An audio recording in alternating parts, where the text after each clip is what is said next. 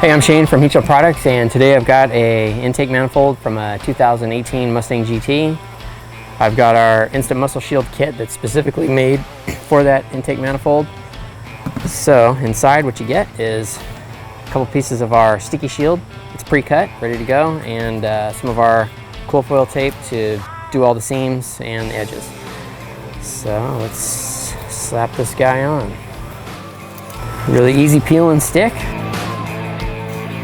And you do want to make sure you pre-clean your intake manifold with some type of degreaser, some type of solvent, some type of non-residue cleaner, and that'll help that Instant Muscle Shield stick on there really well.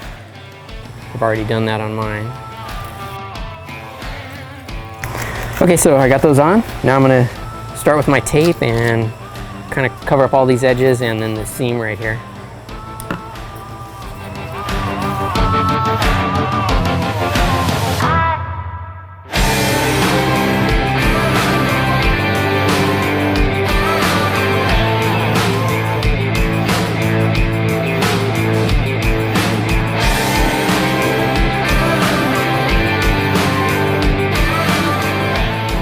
Okay, so that's it. There's the finished product, 2018 Mustang GT.